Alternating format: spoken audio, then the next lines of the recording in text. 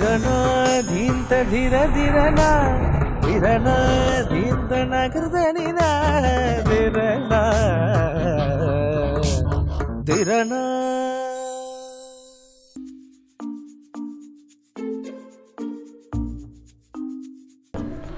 வணக்கம் நேயர்களே, இன்றைக்கி வெள்ளை சோளத்தில் தோசை செய்ய போகிறோம். 1 டம்ளர் சோளம், அரிசி 1/4 டம்ளர் உளுந்து.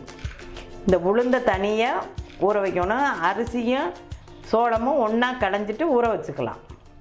ஊற வச்சதுக்கப்புறம் தனியாக முதல்ல உளுந்தை ஆட்டி எடுத்துட்டு இந்த அரிசியை சோளத்தையும் அரிசியும் ஒன்றா போட்டிருக்கதையும் ஆட்டும்போது 2 வரமிளகா, கருவேப்பிலை, ஜீரகம், உப்பு, இது 4 மட்டும் இதோட போட்டு ஆட்டி எடுத்து இந்த உளுந்தோட போட்டு ஒன்றா அரைச்சி வச்சிடணும். மத்தியானம் வச்சிட்டோன்னா 4 மணி நேரம் கழித்து தோசை ஊற்றினா ரொம்ப நல்லாயிருக்கும். இதுக்கு வெங்காய சட்னியோ தேங்காய் சட்னியோ எதாக இருந்தாலும் சைட் டிஷ்ஷு ரொம்ப நல்லாயிருக்கும். இந்த தோசை நீங்கள் செஞ்சு பாருங்கள். ஹெல்த்தியாக இருக்கும். அதுக்காக தான் இந்த பாரம்பரியம். அந்த காலத்தில் இது சோளம், கம்பு இந்த மாதிரி செஞ்சாங்க.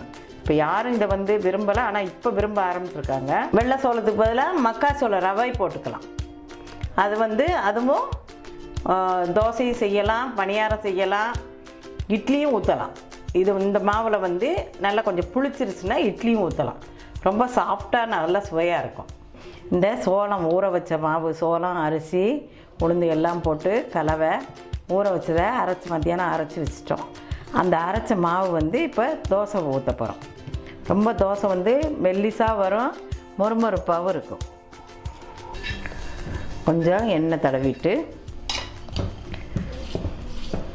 மாவை நல்லா கலந்து விட்டுட்டு இன்னும் கூட காயணும்.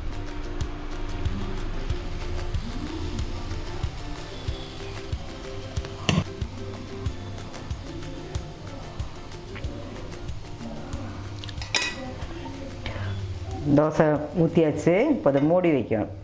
மூடி வச்சா சீக்கிரம் வேகும். திருப்பி போடணும்.